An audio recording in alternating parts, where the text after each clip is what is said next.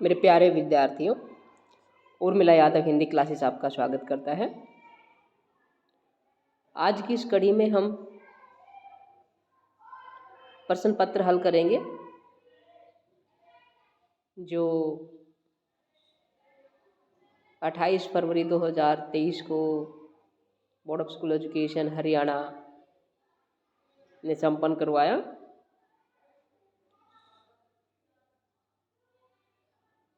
उम्मीद करती हूँ सभी परीक्षार्थियों का पेपर बहुत अच्छा रहा होगा, सभी प्रश्नों को अच्छे से सॉल्व किया होगा। चलिए फिर भी हम इस प्रश्न पत्र को हल कर लेते हैं ताकि आने वाले परीक्षार्थियों के लिए ये प्रश्न पत्र लाभदायक हो और आप भी अपने सही उत्तर का मिलान कर सकते हैं। चलिए शुरू करते हैं। पहला प्रश्न मेरे पास अभी ये सेट ए उपलब्ध है, इसको देखते हैं। पहला प्रश्न यहाँ पे आ रहा है, व्याकरण से संबंधित है। यण संधि की परिभाषा उदाहरण सहित लिखिए। यण संधि क्या होगा, इसका उत्तर देख लेते हैं। यण संधि, यण संधि यदि स्वर संधि का एक भेद है, 5 भेद होते हैं। यदि ई के बाद कोई भी भिन्न स्वर आए तो ई ये में बदल जाता है। ठीक है, ध्यान रखिएगा, केवल ई, लघु ई और दीर्घ ई भिन्न स्वर ये में बदलेगा, बाकी जो पीछे का शब्द है उसमें कोई परिवर्तन नहीं होगा। दूसरा नियम इसका यही है, यदि ऊ या ऊ के बाद कोई भिन्न स्वर आए तो ऊ या ऊ व में बदल जाता है। और तीसरा है, री के बाद कोई भिन्न स्वर आए तो री किस में बदलेगा, र में बदल जाएगा। उदाहरण है जैसे प्रति प्लस में एक प्रत्येक, मधु प्लस में अरि मधुवरी, यहाँ पे ये व में ऊ व में बदल गया और ई किस में बदल गया, ये में बदल गया है। मातृ प्लस आ गया, री आया है, ये किस में बदल गया, र में बदल गया, मात्रा आ गया। ठीक है, और जब हमने यण संधि की थी, यण संधि का जो लिंक है, वीडियो है, वो भी आप चैनल से देख सकते हैं, वहाँ पे भी आपको डिटेल में मिल जाएगा। चलिए अगला प्रश्न देखते हैं। क्या है, अगला है, चतुर और ऊधम के दो पर्यायवाची बताने। चतुर के और ऊधम के। चतुर विज्ञ भी होता है, निपुण भी होता है, नागर भी होता है, पटु भी होता है, कुशल भी होता है, दक्ष भी होता है, प्रवीण भी होता है और योग्य भी होता है। ये सब किसके पर्यायवाची हैं, चतुर के पर्यायवाची। कोई 2 कर रहे थे आपने, जो भी किया होगा सही किया होगा। अगला है उद्यम, परिश्रम, मेहनत, प्रयास, प्रयत्न, कोशिश और यत्न। ये किसके पर्यायवाची है, उद्यम के पर्यायवाची है। ठीक है, चलिए आगे बढ़ते हैं। और यदि आपको उर्मिला यादव हिंदी क्लासेज अच्छा लगता है तो आप लाइक करें, शेयर करें, चैनल पर नहीं तो सब्सक्राइब अवश्य करें। अगला है, सम्मान और उत्तम उपसर्ग बताना है। सम्मान में और उत्तम में। सम्मान में सम उपसर्ग है और उत्तम में उत उपसर्ग है। अगला है, निम्न में से विकारी शब्दों को छांट कर लिखिए। विकारी शब्द छांटने हमें, तो विकारी क्या हो जाएंगे, यहाँ पे जिनमें विकार उत्पन्न हो, लिंग के कारण, वचन के कारण, काल के कारण, वो क्या होते हैं, विकारी। यहाँ पे विकारी शब्द है मैं और छात्र। मैं सर्वनाम है, छात्र संज्ञा है, तो संज्ञा और सर्वनाम शब्द क्या होते हैं, विकारी होते हैं। खूब और आज ये क्या है, अविकारी है। ठीक है, चलिए आगे बढ़ते हैं। आविर्भाव और निंदा विलोम शब्द बताने हैं। आविर्भाव, निंदा। आविर्भाव का होगा तिरोभाव, निंदा का होगा स्तुति। यही किया होगा आपने, यही किया है तो बहुत अच्छी बात है।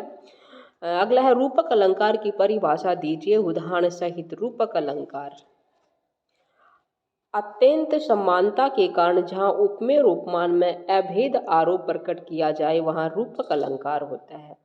जैसे दुख है जीवन तरु के मूल, यहाँ जीवन तरु में उपमेय उपमान में अभेद आरोप है, रूपक अलंकार है। पायो जी पायो राम रतन धन पायो, राम रतन धन, यहाँ पे उपमेय उपमान में अभेद आरोप है तो रूपक अलंकार है। ठीक है, लिखना चाहे वीडियो को पॉज करके आप लिख सकते हैं। चलिए आगे बढ़ते हैं। वैसे अभी आपको लिखने की आवश्यकता नहीं है क्योंकि आपने अभी तो अपनी परीक्षा दे ली है, ये तो आगे आने वाले विद्यार्थियों के काम आएगा। अगला है दोहा छंद की परिभाषा सोदाहरण स्पष्ट कीजिए। दोहा छंद बताना है। देखिए परिभाषा, दोहा एक अर्धसम मात्रिक छंद है। इसमें 4 चरण होते हैं, कुल 24 मात्राएं होती हैं। पहले व तीसरे चरण में 13-13, दूसरे चौथे चरण में 11-11 मात्राएं होती हैं। 13 और 11 पर यति होती है, यति यानी कि ठहराव होता है। उदाहरण क्या करोगे, मेरी भव बाधा हरो राधा नागरी सोए, जातन की झाई परे श्याम हरित दुती हो। ये बिहारी जी का दोहा है, बिहारी सतसई का पहला दोहा है। ठीक है, तो ये क्या है, दोहा छंद और उसका उदाहरण है। अच्छा एक बात और बता दूं आपको, जो ये अभी हमने लिखा मेरी बहु बाधा हरो राधा नागरी सोई जातन की झाई परे श्याम हरिदूती होई, इसमें श्लेष अलंकार भी है। झाई श्याम और हरिदूती में क्या है, श्लेष अलंकार। कैसे, झाई एक तो राधा की झलक है और एक सामान्य परछाई, दूसरा श्याम श्याम वर्ण का और दूसरा श्री कृष्ण। हरित दूती प्रसन्न होना, हरे रंग का होना, अतः एक शब्द के अर्थ दो दो निकल रहे हैं, इसलिए क्या हो गया है, श्लेष अलंकार। यहाँ श्लेष अलंकार भी है, दोहा छंद भी है। ठीक है, चलिए दोनों के लिए एक ही उदाहरण लिख सकते हैं आप, श्लेष अलंकार और दोहा छंद। चलिए आगे बढ़ते हैं। आंखें खुलना मुहावरे का अर्थ लिखिए। आंखें खुलना, होश आना, आंखें खुलना होश आना। 10वीं की परीक्षा में फेल हो जाने के बाद प्रशांत की आंखें खुल गई। कोई भी बच्चा फेल होगा उसकी आंखें तो खुल ही जाएगी, अगली बार और ज़्यादा पढ़ाई करेगा। चलिए आगे बढ़ते हैं। निम्न में से किसी एक पर निबंध लिखना है, किसी भी विषय पर आप निबंध लिख सकते हैं, ये आप अपनी तरफ से कीजिएगा। अगला है, विद्यालय के पुस्तकालय में उपयोगी पुस्तकों की व्यवस्था के लिए अपने मुख्याध्यापक को एक प्रार्थना पत्र लिखिए। प्रार्थना पत्र लिखना है, चलिए इसको बता देते हैं। प्राचार्य राजकीय वरिष्ठ माध्यमिक विद्यालय कैखैगय, यानी कि कोई भी विद्यालय हो सकता है, विजय, पुस्तकालय में उपयोगी पुस्तकों की व्यवस्था हेतु प्रार्थना पत्र। श्रीमान जी, गत सप्ताह आपने प्रार्थना सभा में विद्यार्थियों को संबोधित करते हुए विद्यालय के पुस्तकालय की उपयोगिता पर प्रकाश डाला था। आपने विद्यार्थियों को अच्छी सी पुस्तकें पढ़ने की प्रेरणा दी थी, लेकिन पुस्तकालय में उपयोगी पुस्तकें उपलब्ध नहीं है। अतः आपसे नम्र निवेदन है कि पुस्तकालय में उपयोगी पुस्तकों की व्यवस्था करें। यहाँ पे नम्र निवेदन है कि लघु आएगा, ये टाइपिंग मिस्टेक हो गई है, कि क्या करना है आपको, लघु करना है। पुस्तकों की व्यवस्था करें ताकि विद्यार्थियों का ज्ञान वर्धन हो। आशा है कि आप हमारी प्रार्थना पर शीघ्र ध्यान देंगे। आपकी आज्ञाकारी शिष्या। ठीक है, आपकी आज्ञाकारी शिष्या। नाम कोई भी हो सकता है, शबनम, तिथि, जिस तिथि को आपकी परीक्षा संपन्न हुई है वो, या होगी आने वाले समय में। ठीक है, तो ये आपका पत्र हो जाएगा। और दूसरा पत्र भी देख लेते हैं। दूसरा क्या है, मोबाइल के अधिक प्रयोग के दुष्परिणाम बताते हुए अपनी छोटी बहन को एक पत्र लिखना है। कैसे लिखोगे, प्रिय बहन, शुभ आशीर्वाद, मुझे पता चला है कि तुम आजकल मोबाइल फ़ोन पर बातें करने में अपना अधिकांश समय व्यतीत कर रही हो।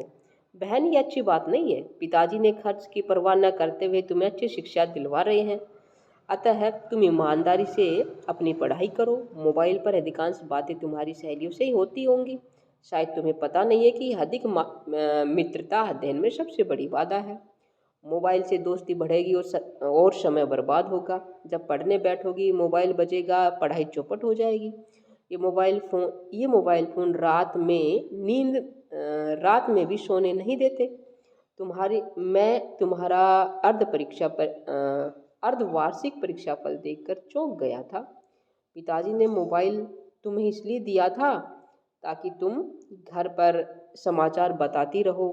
सच्चाई तो यह है कि विद्यार्थी जीवन में विद्यार्थी के लिए मोबाइल का यही सदुपयोग है। इसलिए अपना नंबर बदलो, किसी को नया नंबर मत दो जिससे तुम्हारी सहेलियाँ तुम्हारे अध्ययन में दखलंदाजी न करें। ईमानदारी से अपनी पढ़ाई करो। माता पिता का तुम्हें प्रेम भरा आशीर्वाद। तुम्हारा अग्रज रूपम। ठीक है, आप अपनी सहेली को संबोधित करके इस तरह पत्र लिख सकते हैं। अपने मित्र को इस तरह, जो लड़के हैं वो अपने मित्र को संबोधित करके इस तरह पत्र लिख सकते हैं। ठीक है, चलिए अगला देख लेते हैं। अब यहाँ पे हैं बहुविकल्पीय प्रश्न है, काव्य भाग से है। चेतन अचेतन अवस्था में गोपियाँ किसका नाम रटती हैं? तो क्या होगा? श्री कृष्ण। ढार ध्रुव में पलना कवित्व में किस ऋतु का वर्णन है? बसंत ऋतु का। कवि देव की जो सवैया है वहाँ से लिया गया है। परशुराम ने सूर्यवंश का कलंक किसे कहा है? लक्ष्मण को कहा है सूर्यवंश का कलंक। उत्साह कविता में बादल के लिए क्या विशेषण प्रयुक्त हुए हैं? ललित घुंघराले काले सभी हुए हैं। ललित भी कहा है, घुंघराले भी कहा है, काला है, सभी विशेषण प्रयुक्त हुए हैं। और आगे बढ़ते हैं। जयशंकर प्रसाद ने भावहीन मन को क्या कहा है? रीति गागर का है। छोटे बच्चे के स्पर्श मात्र से कौन से फूल झड़ने लगते हैं? सैफालिका के फूल झड़ने लगते हैं। कन्यादान कविता में चेहरे पर न रीझने की नसीहत किसे दी गई है? माँ ने नसीहत दी है, बेटी को दी है। किसे दी है? बेटी को। पता चला जाता है भटकता हुआ एक अनहद में। यहाँ अनहद का क्या अर्थ है? अनहद अपार मस्ती, असीम आनंद। ठीक है, अपार मस्ती, असीम आनंद यहाँ पे है नहीं तो क्या हो जाएगा? अपार मस्ती। आगे है काव्यांश को पढ़कर पूछे गए प्रश्नों के उत्तर दीजिए। काव्यांश है, उसको पढ़ना है फिर उत्तर देने हैं।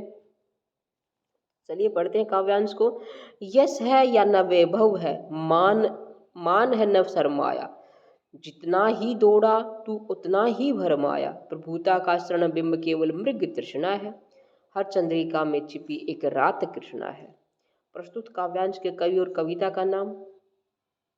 छाया मत छूना मन से है, गिरिजा कुमार माथुर इसके कवि हैं। क्या है? कवि कौन है? गिरिजा कुमार माथुर है। और कविता क्या है? छाया मत छूना मन। ठीक है, अच्छा चलिए अगला प्रश्न इसी में से क्या है देखते हैं। मृग तृष्णा क्या है? आपने भी मृग तृष्णा देखी होगी, नहीं देखी हो तो देख लीजिएगा। चिलचिलाती धूप में जब रेगिस्तान या दूर सड़क पर पानी दिखाई देने का एहसास होता है पर पास पहुंचने पर कुछ भी दिखाई नहीं देता, उसे मृग तृष्णा कहते हैं। यहाँ मृग तृष्णा का अर्थ है जीवन में धन दौलत वैभव मान सम्मान पाना। देखिए इस कविता में मृग तृष्णा का अर्थ क्या है कि धन दौलत वैभव मान सम्मान बड़प्पन प्रभुता पाना। और वैसे क्या होती है, जब कभी आप गाड़ी में जा रहे होते हैं तो आपको दूर सड़क पे पानी फैला हुआ दिखाई देगा, लेकिन जैसे जैसे आगे बढ़ोगे वो पानी समाप्त होता जाएगा। यही क्या है? मृग तृष्णा है। अगला है, इसमें किसमें एक काली रात छिपी हुई है? धन किसमें एक काली रात छिपी हुई है? चांदनी रात में। ठीक है, अर्थात सुखों के बाद दुखों का आना अवश्यंभावी है। जो सुख है वो चांदनी रात है और दुख है वो काली रात है। ठीक है, तो किस में छिपी हुई है काली रात? चांदनी रात। मानव क्या पाने के लिए दौड़ता रहता है?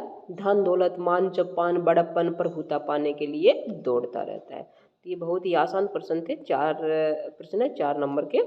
और आगे है निम्नलिखित काव्यांश में निहित भाव एवं शिल्प सौंदर्य स्पष्ट कीजिए। भाव सौंदर्य और शिल्प सौंदर्य दोनों ही बताने हैं। 2 नंबर का भाव सौंदर्य होगा और 2 नंबर का शिल्प काव्य सौंदर्य यानी कि शिल्प सौंदर्य होगा। दोनों देख लेते हैं। भावार्थ यानी कि भाव सौंदर्य प्रस्तुत पंक्तियों में बताया गया है कि ये कहाँ से हैं? ये राम लक्ष्मण परशुराम संवाद से हैं। और कौन है इसके रचयिता? तुलसीदास है। शूरवीर युद्ध क्षेत्र में अपनी शूरवीरता का प्रदर्शन करते हैं। वे अपने मुंह मियाँ मिट्ठू नहीं बनते, अर्थात स्वयं के मुख से स्वयं की प्रशंसा नहीं करते हैं। रणभूमि में अपने शत्रु को सामने पाकर कायरों की तरह बातों में समय व्यर्थ नहीं करते, अपितु युद्ध में अपनी वीरता का परिचय देते हैं। ये क्या है? इन पंक्तियों का भाव सौंदर्य है। यानी कि जो शूरवीर होते हैं वह अपने आप को जताते नहीं हैं, वीरता दिखाते हैं, शूरवीरता का प्रदर्शन करते हैं। और जो कायर लोग होते हैं वो क्या करते हैं? समय को गंवाते हैं व्यर्थ की बातों में। काव्य सौंदर्य क्या हो जाएगा?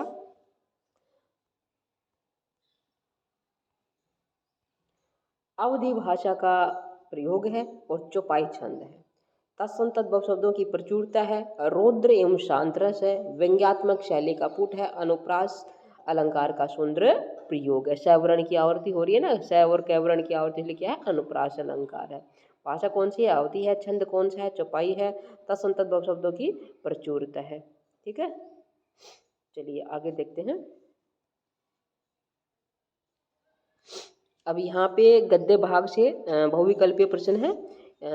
पान वाले ने पान पकड़े अपने हाथ को मुंह से कितनी दूर रोकर हालदार साहब को ध्यान से देखा। सारे विकल्प नहीं पढ़ूंगी, सही उत्तर होगा 1.5 इंच। भगत जी की गले में बंधी हुई बेडोल माला किससे बनी हुई थी। तुलसी की जड़ों से बनी थी। भगत जी राम वृक्ष बेनीपुरी द्वारा बाल गोविंद भगत, वहाँ से है ये। तो तुलसी की जड़ों की बनी हुई थी उसके गले में पड़ी हुई माला। फादर कामिक बुल्की की अंतिम यात्रा को मसीही विधि से प्रार्थना किस भाषा में की गई थी। ये हिंदी भाषा में की गई थी। संसार के मजदूरों को सुखी देखने का सौपन किसने देखा था। कार्ल मार्क्स ने देखा था। खां साहब की एक रीढ़ कितने मिनटों में गिल्ली हो जाती थी। 15 से 20 मिनट में गिल्ली हो जाती थी। हसमुख बहिन सुशीला लेखिका से कितने साल बड़ी थी। 2 साल बड़ी थी। बौद्ध ग्रंथ त्रिपिटक के अंतर्गत थेरी गाथा में कितनी स्त्रियों की पद रचना उद्धृत है। सैकड़ों स्त्रियों की रचनाएं उद्धृत हैं। आगे है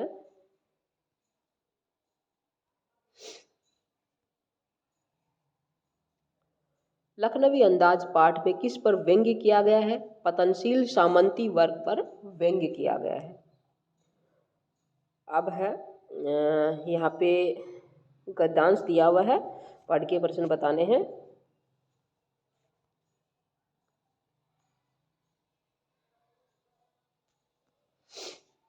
शिक्षा बहुत व्यापक शब्द है, उसमें सीखने योग्य अनेक विषयों का समावेश हो सकता है। पढ़ना लिखना भी उसी के अंतर्गत है। इस देश की वर्तमान शिक्षा प्रणाली अच्छी नहीं है। इस कारण यदि कोई स्त्रियों का पढ़ना अनर्थकारी समझे तो उसे उस शिक्षा प्रणाली का संशोधन करना या कराना चाहिए। खुद पढ़ने लिखने का दोष न देना चाहिए। प्रस्तुत गद्यांश के लेखक और पाठ का नाम। गद्यांश के लेखक को न पता चल गया होगा, महावीर प्रसाद द्विवेदी हैं। और पाठ का नाम क्या है, स्त्री शिक्षा के विरोधी कुतर्कों का खंडन। ठीक है, 1 नंबर मिल गया आपको, बहुत आसान है। शिक्षा जैसे शब्द में क्या समावेश हो सकता है, यहीं पे इस गद्यांश में दिया हुआ है। क्या समावेश हो सकता है, शिक्षा शब्द में सीखने योग्य अनेक विषयों का समावेश हो जाता है। यहाँ पे सीखने योग्य अनेक विषयों का समावेश हो जाता है। बहुत आसान है ना, प्रश्न पत्र बड़ा आसान आया है।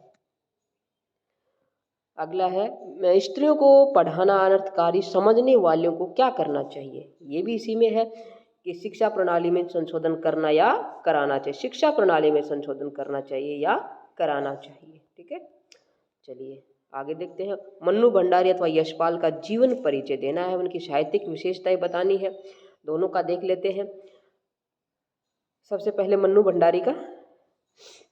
मन्नू भंडारी का जन्म 3 अप्रैल 1931 में मध्य प्रदेश के बहानपुरा नामक गांव में एक संयुक्त मारवाड़ी परिवार में हुआ था।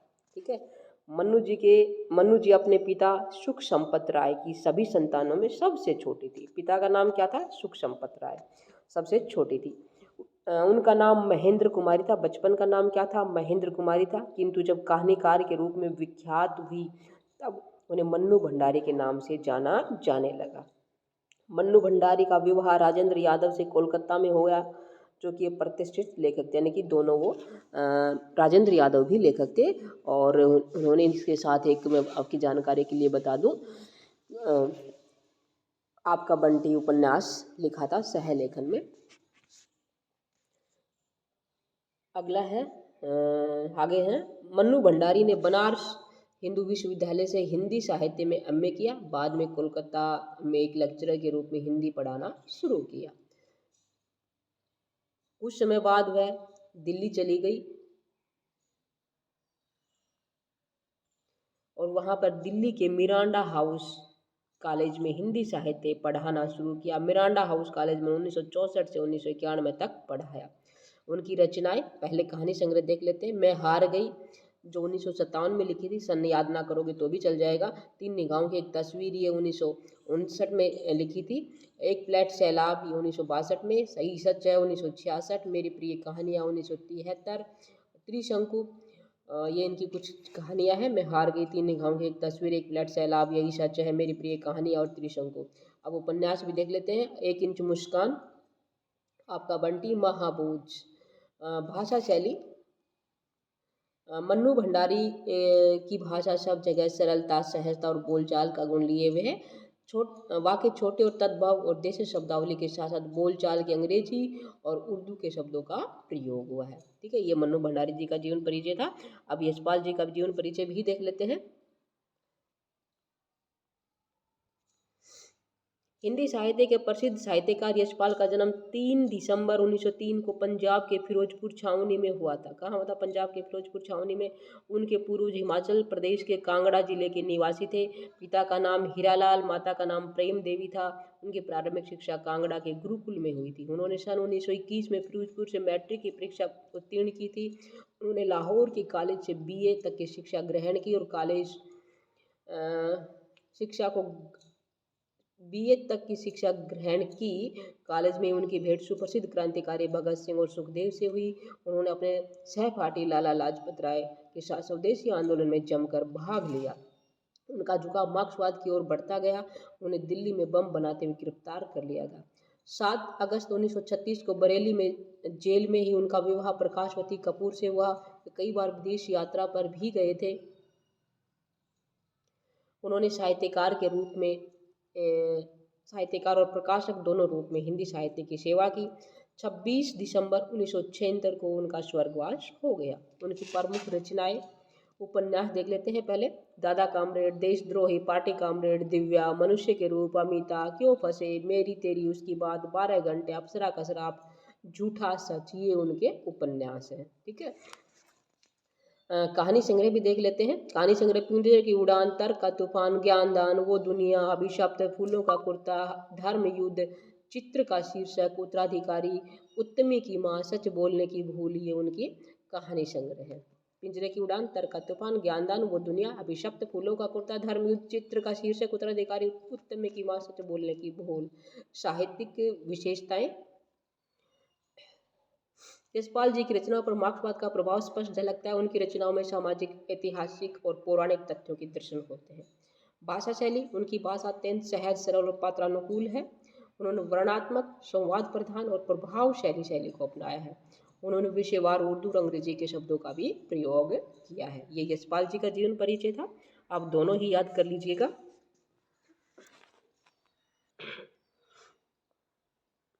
अगला है, नेताजी का चश्मा पाठ का मूल भाव स्पष्ट करें। पाठ में देशभक्ति की भावना का भाव और सम्माननीय रूप दिखाई देता है। कैप्टन चश्मे वाले की मूर्ति पर चश्मा लगाता है। उसकी मृत्यु के पश्चात बच्चों द्वारा हाथ से बनाया गया सरकंडे का चश्मा लगाना हमें संदेश देता है कि हर व्यक्ति को अपने देश के लिए अपने सामर्थ्य के अनुसार व समर्पण की भावना के साथ योगदान देना चाहिए। यही पाठ का मूल भाव है। ठीक है, चलिए अगला देखते हैं। कृतिका भाग से हैं और 2 नंबर का एक प्रश्न है, 5 प्रश्न है। माता का आंचल पाठ के संदर्भ में सांप से घबराए बच्चों को शांत करने के लिए माँ ने क्या क्या किया? क्या किया माँ ने? उसको लहूलुहान व भय से कांपता देखकर माँ ने स्वयं भी रोने व चिल्लाने लगी। किसको? भोलानाथ को। भोलानाथ है ना, उसको लहूलुहान था और भय से काँप रहा था। उसको देख कर माँ रोने लगी, चिल्लाने लगी। अपने पुत्र की ऐसी दशा देखकर माँ का हृदय भी दुखी हो जाता है। वह सारे काम छोड़कर अपने पुत्र को अपनी बाहों में भरकर उसको सांत्वना देने का प्रयास करती है। अपने आंचल से उसके शरीर को साफ करती है। ठीक, चलिए आगे बढ़ते हैं। साना साना हाथ जोड़ी प्रार्थना के भाव का वर्णन करें। साना साना हाथ जोड़ी, लेखिका ने साना साना हाथ जोड़ी प्रार्थना एक नेपाली युवती से सीखी थी। इसका अर्थ है कि छोटे छोटे हाथ जोड़कर प्रार्थना करती हूँ कि मेरा सारा जीवन अच्छाइयों को समर्पित हो। ठीक है, ये इस प्रार्थना का अर्थ है। यदि अभी तक आपने लाइक नहीं किया है तो लाइक कर दीजिए, शेयर करें और चैनल पर नए तो सब्सक्राइब अवश्य करें। इससे आपका कुछ जाएगा नहीं, मेरा उत्साहवर्धन होगा। अगला है, सिक्किम के अधिकतर लोगों की जीविका का साधन क्या है? सिक्किम के अधिकतर लोगों की जीविका का साधन वहाँ के चाय बागान में काम करना, है वे सड़क निर्माण कार्य में भी मजदूरी करके अपनी जीविका चलाते हैं। आलू की खेती करते हैं और आलू द्वारा अपना जीविकोपार्जन करते हैं। धान की खेती भी करते हैं, यानी कि मेहनत कश लोग हैं सिक्किम के। ठीक है, चलिए आगे बढ़ते हैं। जो भी परीक्षार्थी इन प्रश्नों को लिखना चाहे लिख सकता है वीडियो को पॉज करके। टुन्नू और दुलारी का पहली बार परिचय कहाँ और किस रूप में हुआ था? टुन्नू व दुलारी का परिचय भादु में तीज के अवसर पर खोजवा बाजार में हुआ था। तीज के अवसर पर हुआ था, खोजवा बाजार में हुआ था, जहाँ वह गाने के लिए बुलाई गई थी। दुक्कड़ पर गाने वालियों में दुलारी का खासा नाम था। उससे पद में ही सवाल जवाब करने की महारत हासिल थी। उससे नहीं, उसे होगा, उसे किसे, यानी कि दुलारी को पद में ही सवाल जवाब करने में महारत हासिल थी। बड़े बड़े गायक उसके आगे पानी भरते नजर आते थे, यानी कि फीके पड़ जाते थे, तुच्छ नजर आते थे। और यही कारण था कि कोई भी उसके सम्मुख नहीं आता था। उसी कजली दंगल में उसकी मुलाकात टुन्नू से हुई थी। ठीक है, पहली बार मिले थे वहाँ पे वो। आगे है मूर्तिकार जॉर्ज के नाक की खोज में देश दौरे पर किस किस प्रांत में पहुंचा? कहाँ पहुंचा था, पढ़ते हैं। मूर्तिकार जॉर्ज पंचम की नाप लेकर संपूर्ण देश के दौरे पर निकल पड़ा। दिल्ली से बम्बई गया, जाकर दादा भाई नौरोजी, गोखले, तिलक, शिवाजी आदि की नाकें टटोली। बम्बई से गुजरात गया, गुजरात से जाकर गांधी, पटेल, महादेव देसाई की मूर्तियों की नाकें टटोली। फिर गुजरात से बंगाल गया और रविंद्रनाथ, सुभाष, राजा राम मोहन राय की नाकें टटोली। बिहार से जाकर शहीद बच्चों की नाकें टटोली। उत्तर प्रदेश गया और चंद्रशेखर आज़ाद, बिस्मिल्लाह खां, मोतीलाल नेहरू, मदन मोहन मालवीय और घबराहट में मद्रास पहुंचकर सत्यमूर्ति की मूर्ति को देखा। मैसूर, केरल प्रांतों का दौरा करता हुआ पंजाब गया और वहां जाकर लाला लाजपत राय, भगत सिंह की लाटों का निरीक्षण किया। आखिर में मुंह लटकाए दिल्ली पहुंच गया, लेकिन नाक उसे नहीं मिला। ठीक है, आप इसको अच्छे से याद कर लीजिएगा। सभी प्रांतों का दौरा किया था उसने। अगला है नैतिक शिक्षा के प्रश्न है ये। गीता के 13वें अध्याय में कितने श्लोक हैं? गीता के 13वें अध्याय में 22 श्लोक हैं। अगला है लक्ष्मीबाई का जन्म कब हुआ था? लक्ष्मीबाई का जन्म 19 नवंबर 1828 को हुआ था और उनकी मृत्यु 18 जून 1858 को हुई थी। ठीक है, 1828 में जन्म हुआ था, 1858 में मृत्यु हुई थी। सलीम अली के पिता का नाम क्या था? मोइजुद्दीन। सलीम अली के पिता का नाम मोइजुद्दीन था। ठीक है, मोइजुद्दीन। मालवीय जी ने किस विश्वविद्यालय के कुलपति रहे थे? मालवीय किस विश्वविद्यालय के कुलपति रहे थे? पंडित मदन मोहन मालवीय बनारस हिंदू विश्वविद्यालय के कुलपति रहे थे और ये रहे थे 1919 से 1938 तक रहे थे, काफ़ी समय तक रहे थे। और महात्मा बुद्ध का जन्म कहाँ हुआ था? महात्मा बुद्ध का जन्म लुम्बिनी में हुआ था। कहाँ हुआ था? लुम्बिनी में हुआ था। ठीक है, तो ये एक और देख लेते हैं। निम्नलिखित सूक्ति का भाव स्पष्ट करें। मधुर वचन है औषधि, कटु वचन है तीर। श्रवण द्वार हवे संचरे, शाले सकल शरीर। कबीर जी का दोहा है ये। इसका अर्थ ये है कि मधुर वचन उस दवा की तरह है जो रोग का निदान करते हैं और कड़वे वचन तीर के समान होते हैं जो सीधे दिल पर वार करते हैं।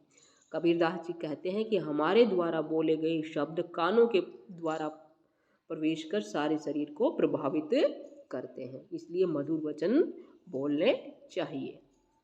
ठीक है, तो ये था सेट ए प्रश्न पत्र का सॉल्यूशन। उम्मीद करती हूँ आपने सभी प्रश्नों को अच्छे से सॉल्व किया होगा और आपके बहुत अच्छे मार्क्स आएंगे आपकी परीक्षा में। और जो आने वाले विद्यार्थी हैं वो भी इन प्रश्नों को ध्यान से अच्छे से पढ़ेंगे और अपनी परीक्षा को अच्छे मार्क्स से उत्तीर्ण करेंगे। उर्मिला यादव हिंदी क्लासेस में बने रहने के लिए आपका धन्यवाद। फिर मिलते हैं, आपका दिन शुभ हो।